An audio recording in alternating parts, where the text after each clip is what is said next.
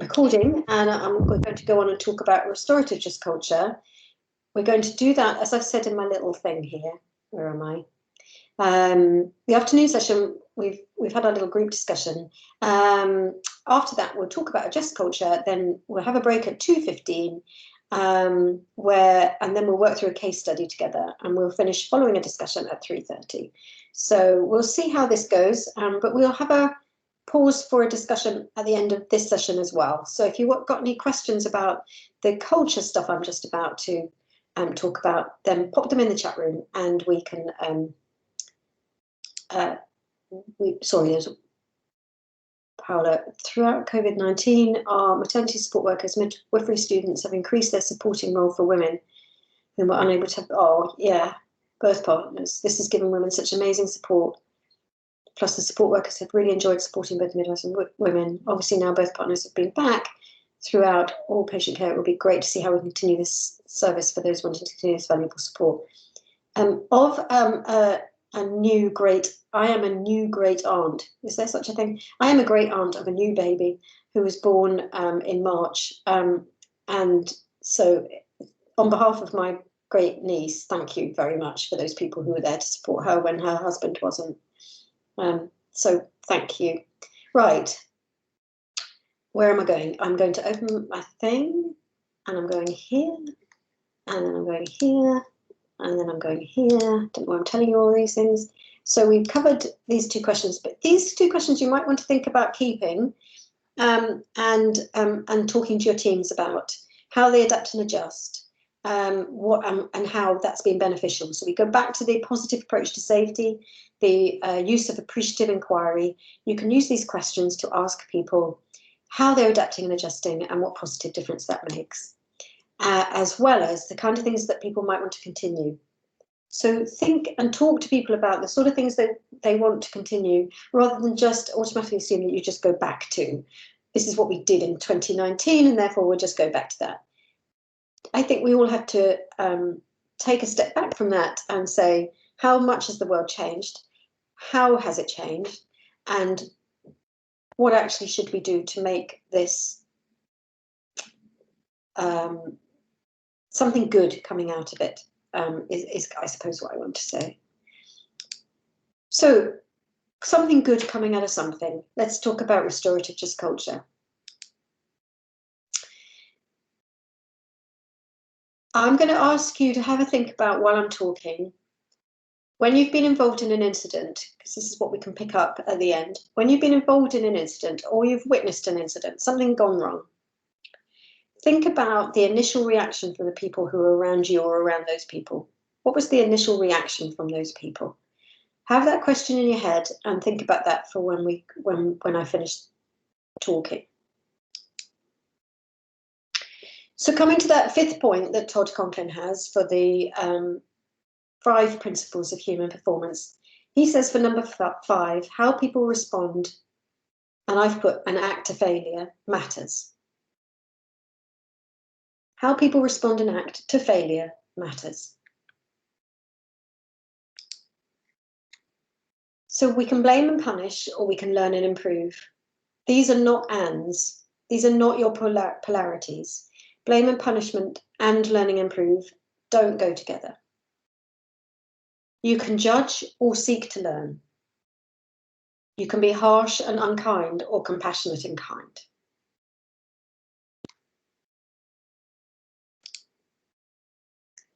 So it was with great interest when I saw that Andrea Sutcliffe, who's a colleague of mine, was appointed as the Chief Executive of the Nursing Midwifery Council. She was appointed some time ago, now, it only feels like yesterday, and I know, because I know her well, that she absolutely wanted to review every aspect of the Nursing Midwifery Council, to think about it, could do all those things that I've just said, to learn and improve, to seek to learn, and to be compassionate and kind. And I know that's been an uphill struggle for her, but I think that hopefully just over time she will get there. She was interviewed most recently by Sean Linton in The Independent, And this quote stood out for me. "I genuinely do not believe you get safe, effective care by making nearly 725,000 people," that's the nurses and midwifery staff on the register, "scared of their regulator."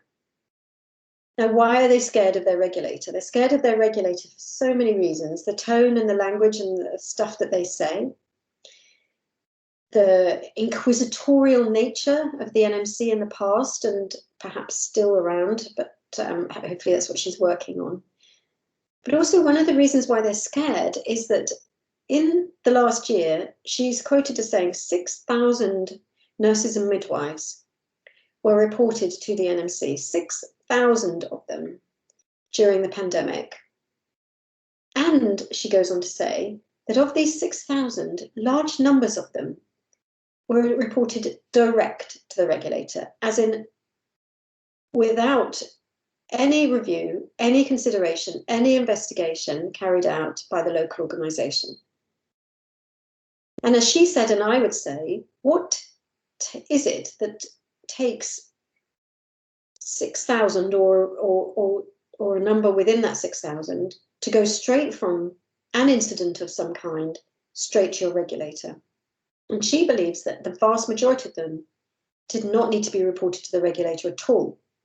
So the problem that we've got is not only people being scared of the regulator, what we've got is people being made scared of the regulator by their local organisations, by the people within them who are scaring them in relation to, if you do this, you will lose your PIN. As in, if you do this, you will get referred to the regulation, you might get struck off. If you do this is a threat. And what those people say is that they do this because of our code of conduct, because they're expected to, because they have to meet expectations from both the regulator, but also commissioners, organisations like NHS Improvement, NHS Resolution, and our patients and their families, and the media. So all of these things create a perfect kind of storm, as it were, to lead to the fact that, in particular, nurses and midwives are dealt with, in some respects, more harshly than our colleagues elsewhere in healthcare, and dealt with in a much speedier way in terms of threats and sanctions and punishment and disciplinary and reporting through to the regulator. So why do we do all of that? What we know is that we have this enormous lack of fairness. So let me look at the right side there. When I talk to staff, and I interview staff a lot, almost every week, they talk about a lack of fairness. Fairness being, I'm treated differently from my colleagues, or I'm treated differently from different professions, or I'm treated differently because of the things we talked about this morning, about the fact that I'm different. This enormous fear being drilled into them by people saying, you need to make sure that you don't make any mistakes. If you make any mistakes, you know that could lead you to being reported. As I mentioned just earlier, I was involved in a 10 times the dose drug era in the 1980s. At the time of that, I was pulled up in front of a senior nurse who told me that what I did was unacceptable, that I should never do it again, and that a letter would be put onto my personnel file, as they called it then, and that if I did another one, that I would be suspended pending a review, and then if I did a third one, that I would be reported to the Nursing Midwifery Council. It was called the UKCC at the time. So this generates this massive fear, and because everyone around me knew that that had been said to me and a colleague who was involved in this incident, then everyone said, well, why, if we can get away with it, why would we report if we'd done anything wrong? Why would you share that with anyone?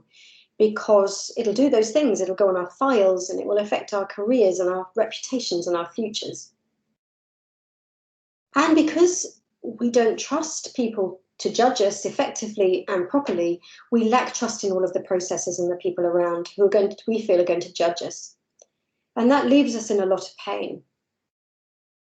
But when we talk to patients and their families when things have gone wrong, they also feel there's a huge lack of fairness. There's a different lack of fairness, the lack of fairness being around the heaviness of organizations when they get, in terms of the resources they have to address things like complaints and claims and litigation and inquests. There's this massive team of people that can support an organization versus actually sometimes no support whatsoever for patients and their families when something's gone wrong.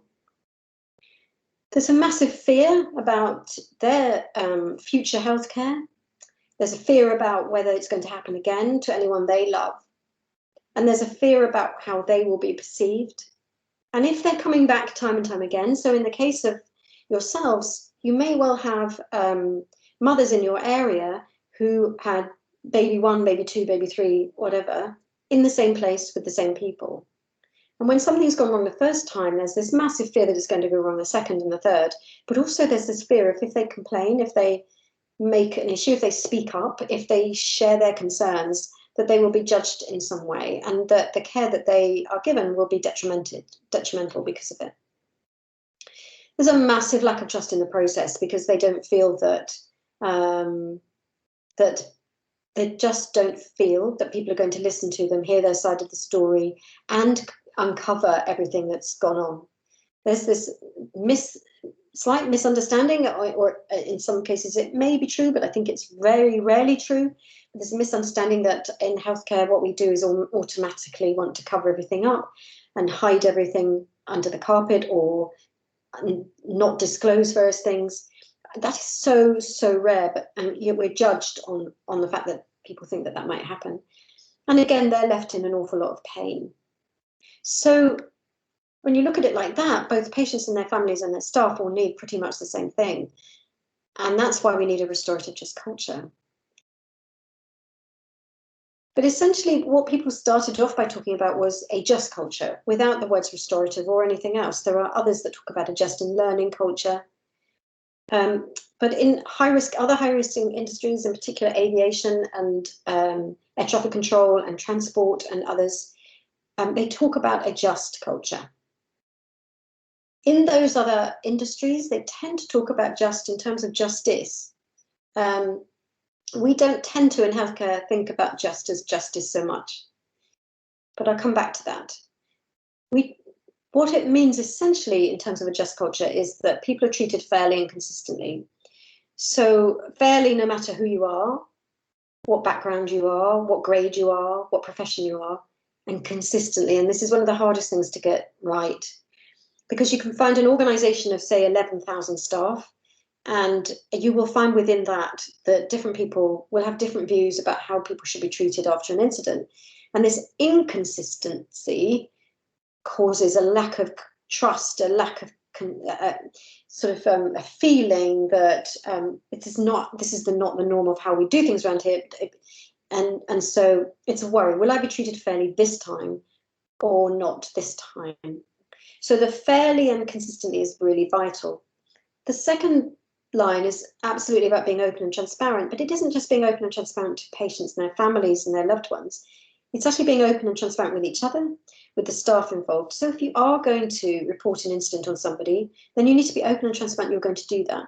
If you are going to do an investigation of some sort, be open and transparent about what you're looking for, what you're going to do, how long it's going to take, how you're going to go about doing it.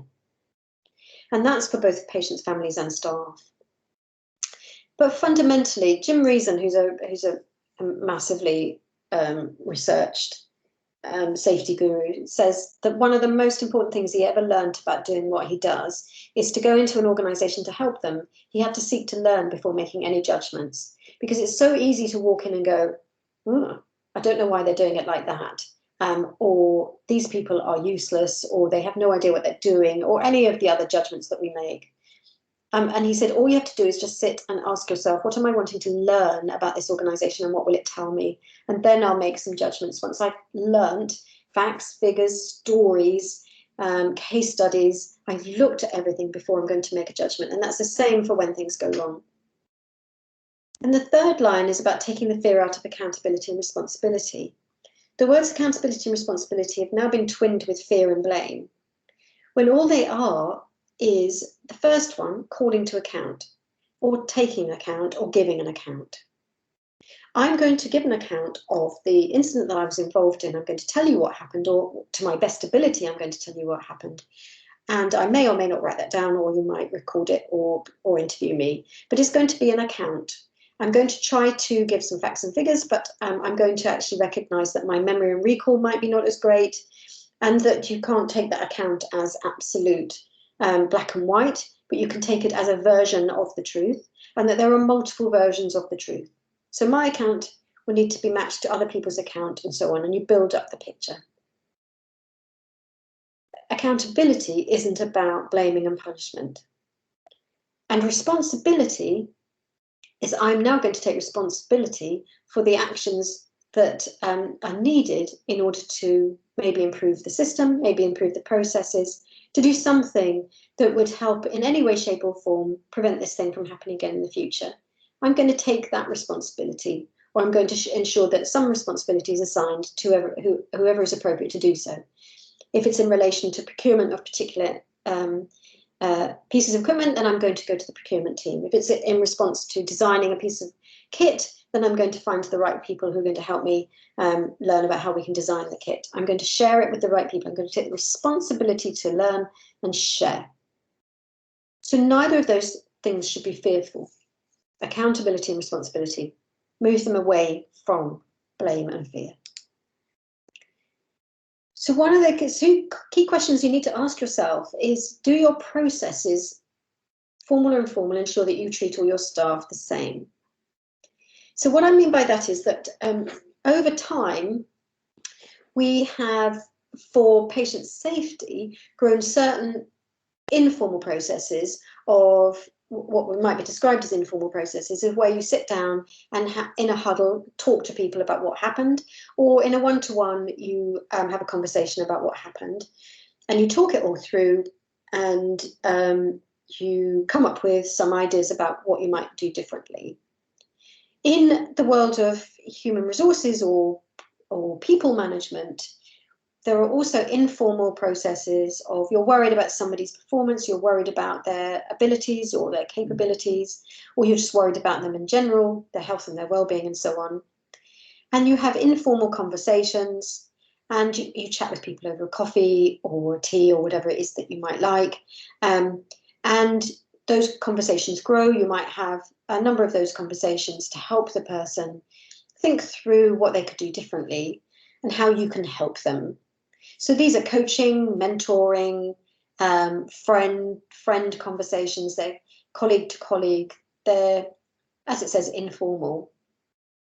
And then we come on to formal processes. So in safety, we obviously have the formal processes of incident reporting, incident investigation, certain inquiries.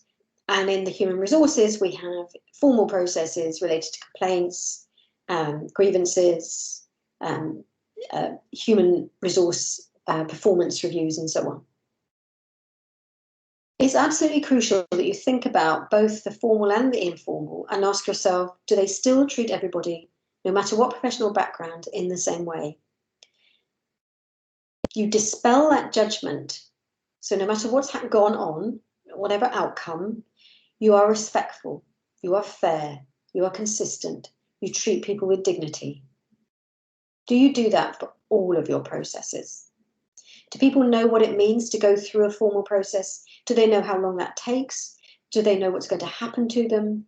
Or are they left kind of in limbo land? I remember speaking to a nurse about a year or so ago who told me that she was subjected to an investigation.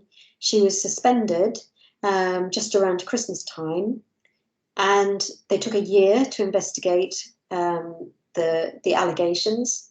And at the end of the year, there were no findings. There was nothing to be found in terms of the allegations. And she was told, all you need to do is go back to work. During that whole year, she was hardly talked to. She wasn't allowed to go into work. She wasn't told about what was happening. So she had all of this anxiety, uncertainty, fear, and she went to a very, very low place. And then all of a sudden she was told, it's fine, we didn't find anything, you can go back to work. And she felt really angry, really aggrieved, and really, really upset by all of that. So nobody should actually be treated like that. Why would we do that? Second key point is, do you have a culturally intelligent organisation? In the interviews of staff that I do over a long period of time, I interview people from all different backgrounds. And without generalising, because every human being is different, certain cultures have certain different ways of dealing with things. So, for example, people from the Philippines or Malaysia or Thailand, to some extent China, Hong Kong and Japan, have different philosophies associated with when things go wrong. Their natural feeling is to feel shame, to feel guilt, and to take all of the blame. To not open up as much because it's all down, it's personalised. It comes back to that personalisation. And to accept punishment and to accept being treated badly because of it. We also have other cultures whereby certain Caribbean cultures, certain European cultures have a more aggressive tone and a more exuberant tone or style of language that sometimes can be perceived as aggressive or kind of dramatic in some way. Again, that maybe then get misconstrued, that these people are difficult to work with or difficult to have conversations with and so on. So you can see, if I unpick cultures, and we have a multicultural NHS, which is an absolute joy. And what we have to do is ask ourselves each time, learn, don't judge. Why is this person behaving like they're behaving? Is it because of all sorts of factors like stress or work pressures or any other work stressors that we've done, but also could it be to do with characteristics such as culture, their ethnicity, their gender, and so on? Do you have a culturally intelligent organisation? Thirdly, are your staff competent to say sorry, be open and transparent with everyone? Time and time again, NHS resolution has said it is okay to say sorry when something's gone wrong. They have a leaflet called Say Sorry. They've said it since around the middle of the 1990s. And yet people are still today saying, I can't say sorry because that's an admission of guilt. It is absolutely not an admission of guilt. You can say sorry, you should say sorry, you must say sorry. It is really important to be genuinely apologetic about what's gone on and then follow that up with being open and transparent with everyone. As I say, I keep going on about this, but do you seek to learn rather than leap to judgment, and do you take the fear away from accountability and responsibility? So if I'm using this conversation about a just culture, we do actually need to ask ourselves, what do we even mean by culture? And I visit this because I think it gets lost along the way, because I think that people think that culture is some kind of intervention that you can, or some sort of tool or project that you can pick up and just deal with. It absolutely is the furthest beyond that possible. The word culture originated from the mid-15th century, not that long ago in human civilization, as directly related to cultivating or cultivate, caring and tilling the land, which you can see, it feels absolutely right, doesn't it? The culture, the conditions of our earth, the culture of our soil, and so on. But over time it has shifted. So people have taken that analogy, the gardening analogy, the landscape analogy, because predominantly that's what mattered to us, was creating the right culture for food. And once we created the right culture for food, we would grow both in size and in health and in wealth.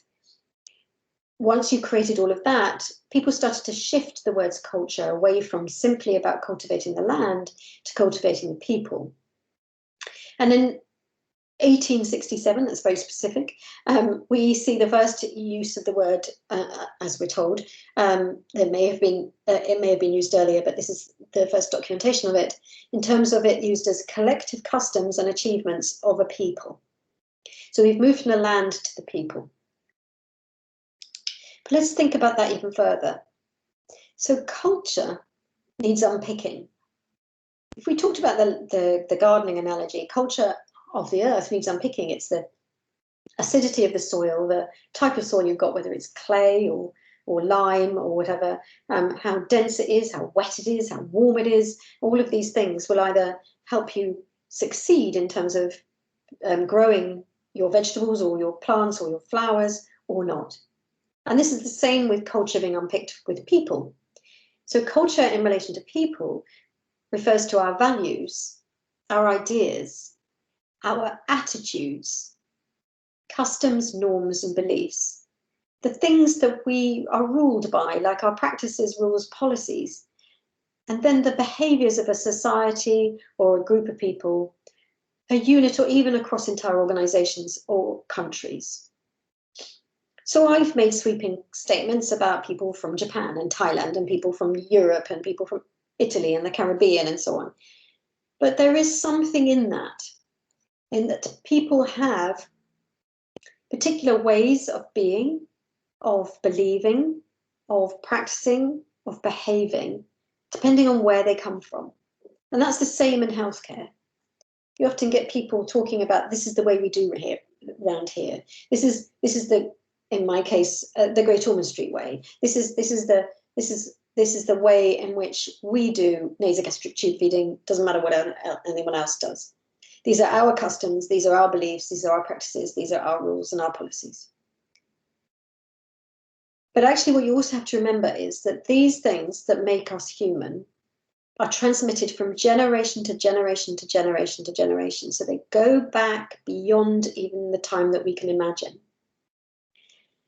And they've been created and built upon by the words people have used, the objects that people have grown and nurtured, the rituals that people have created and built, and the institutions and the art. All of these things build up culture to become the way we do things around here.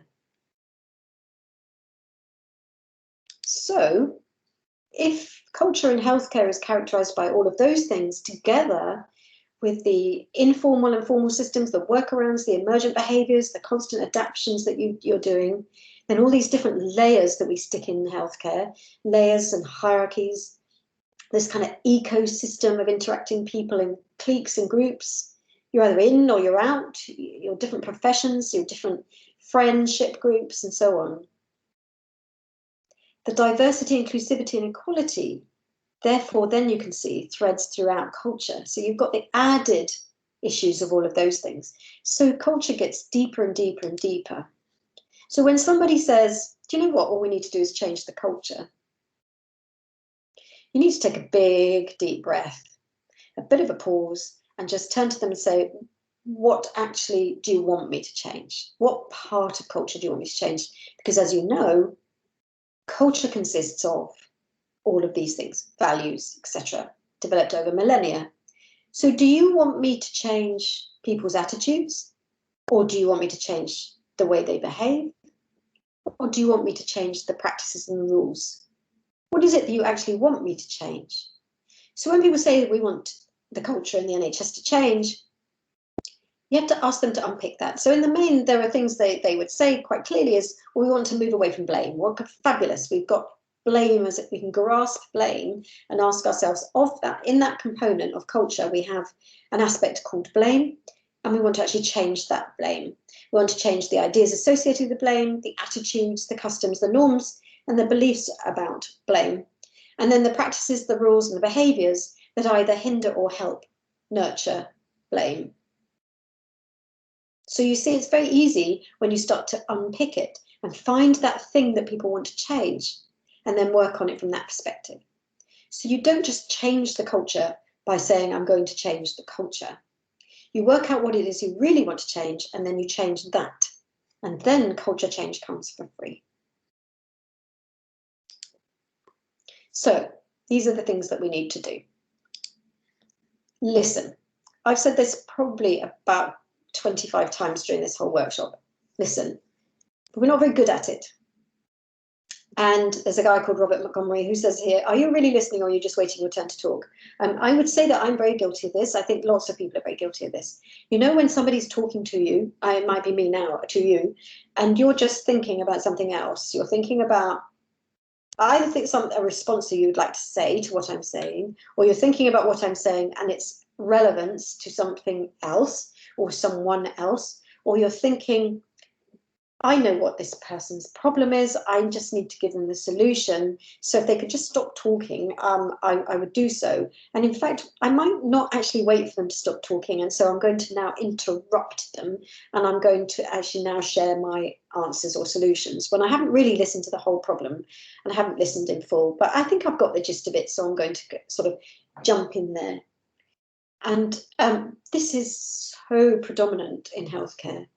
I don't think I've been to any meeting without this happening at one time or another.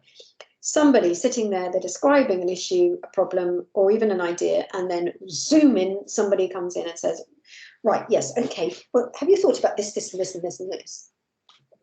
And you're thinking, well, you haven't actually waited for me to finish. So when you're talking to people, as hard as it is, what you need to do is sometimes count in your head or have a kind of metaphorical sitting on your hands or your tongue and say, I'm not going to speak. I know it would be really easy to speak at this point, and I'd really like to. And if there's any moment of silence, this is the time I'm going to step in. But don't resist that, because what you need to do is really look at them and really listen. There's a wonderful woman called Celeste Headley. She does a TED talk about listening. It's very funny. It's only about 20 minutes long, as all TED Talks are. And she basically says, you can teach people to listen, but she said, but actually, you know when someone is listening to you. You just know because they really are listening to you. And that's what you want to aim for. You want to know quite categorically that people are listening to you. The second key thing that we need in order to create a just culture and a restorative culture is compassionate leadership. And there's this amazing book called Compassionomics. It's huge, it's thick, and it is filled every single page with the evidence behind why you need compassion and why it makes a difference. It's evidence-based to the hilt. It's got statistics, it's got research, it's got arguments, it's got every piece of case that you can possibly make about why compassion is really important and isn't in any way, shape, or form just a nice thing to do. And as Don Berwick says here, Compassionomics provides the evidence that one simple tool, compassion, can affect not only the outcomes for our patients, but also the financial health of our organisations and the well-being of our providers. So if you ever want somebody to say, oh, this is all really rubbish, all this kindness business and this compassion stuff, it's just so not. Which brings me on to being kind. And we've mentioned that today, and we did our polarity map around kindness. But it is really important around kindness. It is important because it creates those healthy relationships. And it is about that belonging and that not judging. And it's about loving and supporting people, whether they've done something good or something bad. As I mentioned earlier, a few little words or two about kindness, in that it's not just about simply being nice. Ever since that meeting I mentioned to you, I've never apologized for talking about kindness ever since, because it is so very important. It is really kind to be clear and unkind to be unclear. So we go back to my story about when I was in a role when I didn't feel I had my objectives set properly and I was floundering. To some extent, that was really unkind for me, both by me to me and by my line manager to me, because everything was unclear. And so I felt really unnurtured and uncared for.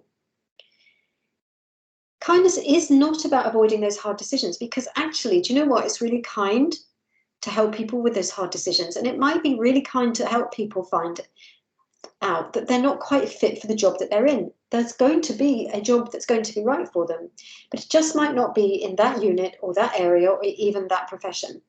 And you have to help people with that.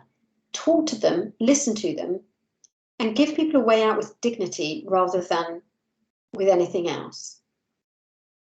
Another bit about kindness is it's about trusting staff and protecting time to create spaces for people to come together. It is kind to create those connections, and then to recognise and celebrate kindness as a way of showing people how important it is. So when somebody is kind, recognise it, celebrate it, nurture it, point it out. praise somebody for it. That's the whole sort of thing behind the initiatives that are spreading over the country around called learning from excellence. Recognizing and celebrating kindness is at the very heart of that. But also, when we talk about those informal and formal systems that I was talking about, make sure that you ensure that your performance management is also kind. There is no reason why you can't be kind to somebody who's going through a process of any kind whatsoever, whether it be to do with patient safety or whether it be to do with human resources. So let's look at that recognition bit again. So Adrian Plunkett and Emma Plunkett, who developed Learning from Excellence, along with all sorts of other people across all other organisations across the land, you may well be involved in some of them yourselves. This is about seeing somebody do something lovely and stopping for a minute and highlighting it. And what this does, it offers them a chance to gain some insight. They may not know, back to that mundanity thing, it may have become invisible to them that they've been doing something really brilliantly. So you bring the invisible to the surface and give them some insight. And then you start to highlight a pattern that's already there within them. They're not going to be randomly kind or nice or lovely. It will be something that they're doing regularly. And then if you highlight it, help them recognize it, they'll want to do it again. They'll want to do it again because somebody said, do you know what you did was really lovely? And they'll want to feel that again. And then what they'll also want to do is do it for somebody else. And so it, like in a weird way, incivility and bullying ripples out, so does kindness and recognizing and rewarding. It ripples out so that people actually start getting impacted by it, right beyond the initial time when somebody pointed out something that somebody did was lovely.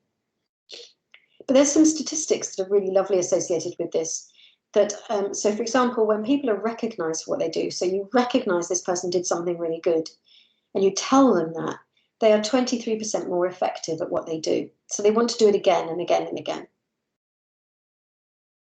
If you add on to that they're appreciated, so you recognize something and then you thank them for it and you praise them for it and you say that it was really brilliant. So you're not just recognizing it, you're saying it was just lovely. They are 43% more effective. So they are 43% better at what they do or want to do and carry on doing what they do. And this recognition increases staff engagement and satisfaction by as much as 11%. So if you want to increase your staff morale, their engagement, their satisfaction with what they do, you need to create a kind and happy and joyful workplace where they're recognised for what they do and appreciated. And that can be something as simple as saying thank you in a very meaningful way. A purposeful thank you is when you thank them specifically for something and not just generically thank you at the end of a shift. It is specifically thank you for doing this because it really helped.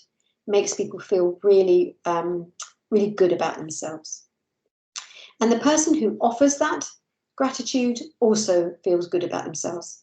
You get this kind of inner glow from somebody else having an inner glow, as it were.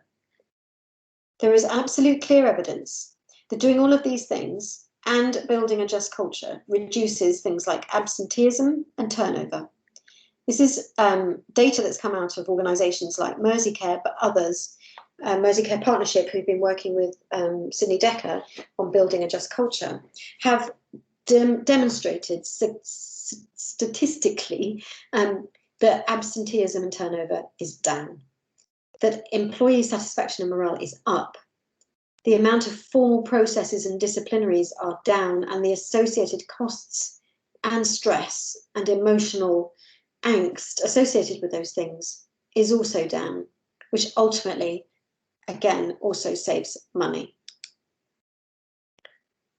So then, if we've talked about a just culture, what is a restorative just culture? Well, there's the opposite of a restorative just culture is a retributive just culture, which is where you focus too much on the justice. I want somebody to pay for this. I want somebody's head to roll. I want somebody to be fired or to be sanctioned or punished in some way. That's a retributive just culture. So that's why it is really important to ask yourselves, what type of just culture do you actually want? And again, this is the work of Sydney Decker, who talks about a restorative just culture.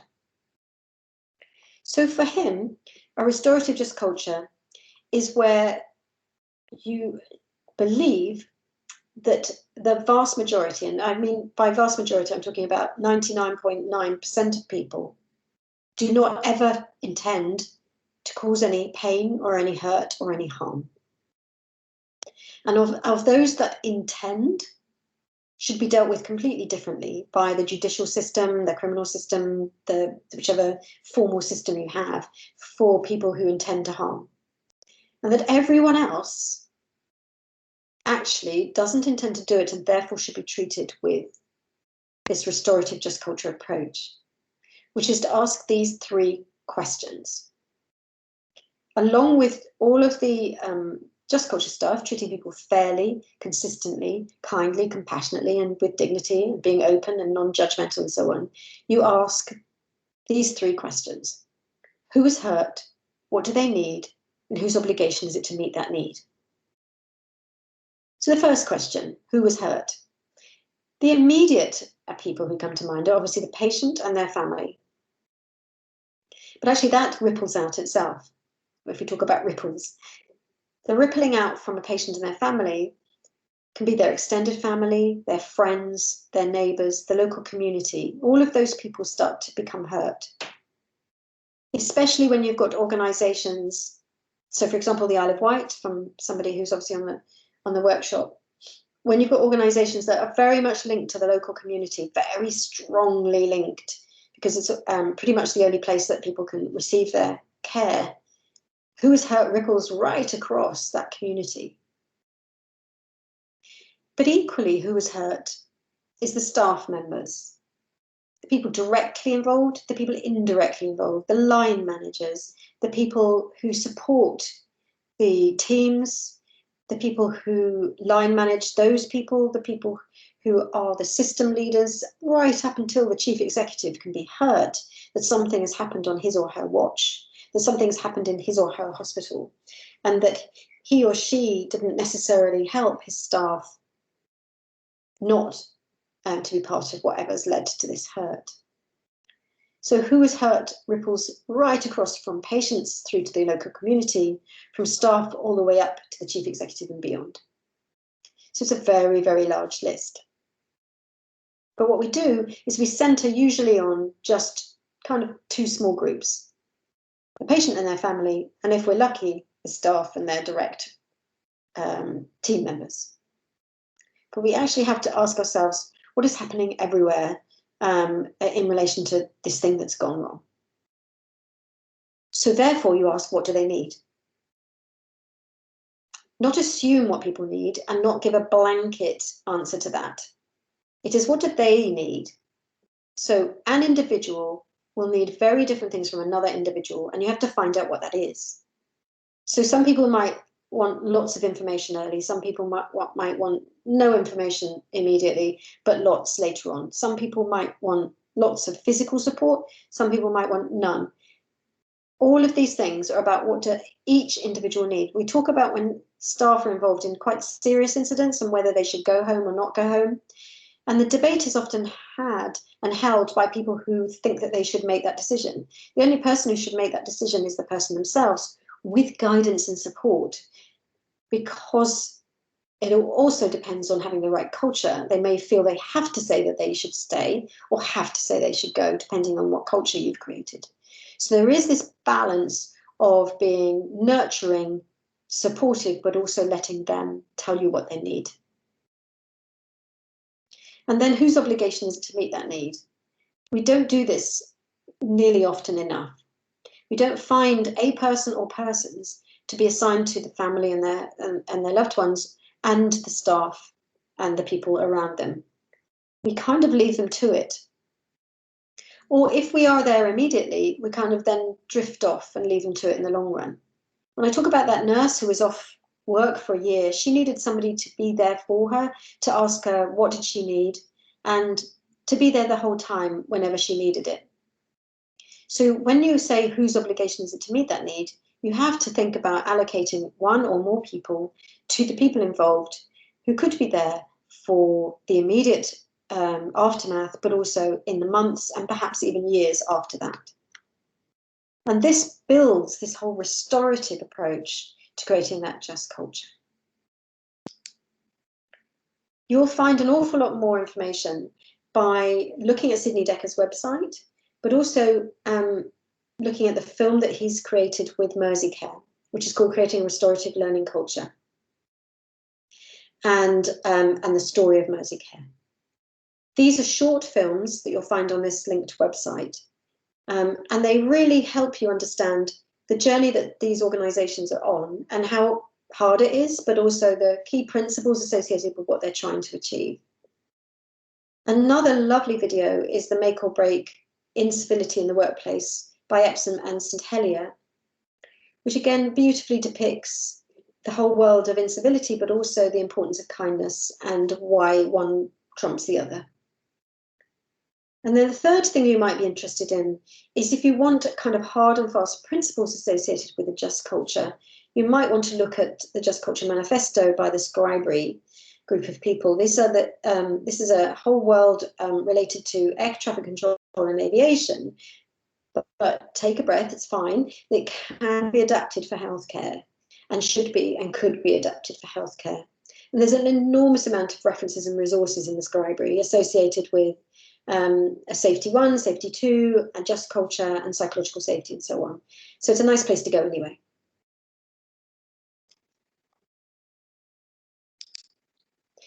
So I'm going to come out I'm going to escape. So before we go on to a break, just see if there's any questions, because we're going to, after the break, do our case study before our closing discussions.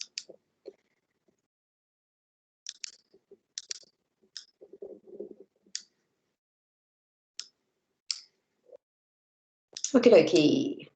Any hands up? Any questions? Any comments? I think for some reason the chat's been muted for a lot of us. We can't actually type anything. Yeah, do you know, I was wondering what was going on because I couldn't see anything. I don't know why that is. Somebody's asking for the presentation. Dan, you'll be sending the presentation out to everybody, will you? Yeah, so you've kindly sent that to us, Suzette. I'm just looking at why Teams isn't working. It's letting me type in, but probably not others. Some people, it's working for some. So yeah, so we will send it out, and I think Holly's on here. We have sort of plans in terms of how we make the video recordings available as well. So you have got one hand raised there, Suzette, from somebody. Oh, lovely. I can't see the participants, unfortunately. So whoever it is, just. No, it's just Tracy from the Isle of Wight, and I'd just like to thank Suzette for making that point about on a small island. We a few years ago had two really dreadful outcomes, and those midwives that were involved, their children were targeted within the schools, and one of the sons was targeted within his workplace of a prison, and it was absolutely awful. And the ripples are now that obviously if anything happens again, and obviously things do happen in maternity care, is how we on the island, we're all known, and you know, for your children to be targeted at school in that place was just breathtaking. So yes, thank you very much, because for us on the island it is a very, very big and real threat, unfortunately. Yeah, thank you for sharing. Sadly, very, very, very sad. Amy. Hi there. Oh my gosh, I feel, just going back to what Tracy just said, I just feel really awful about that. I can't believe that, and I do believe that actually, although primarily we are, you know, the safety of the patient and the families, you know, but they also have to take responsibility as well for their actions. And I do feel very strongly about that, because often the onus is always put on to the staff and to the professionals, but actually, like with anything, we all have a responsibility for ourselves, don't we, and our behaviour and the culture in which we portray. And I'm shocked at that. Yeah, it's dreadful. Yeah. But if I can just assure you, it wasn't for the patient and the families. No. The patients and the patients' families were fantastic with what happened. So I can assure you now, they remain dignified and everything in their approach. It was unfortunately a small island, one local paper that publishes everything, that we'd asked for the names to be kept out of the paper, and it was a coroner's decision that the names could be included. So I can assure you that the patient and their family were fantastic throughout. It was unfortunately, as you know, with social media and being on an island, it is we're lucky where we live, I don't doubt that, but there is always a downside for everybody knowing everybody, and that's one of them. Yeah.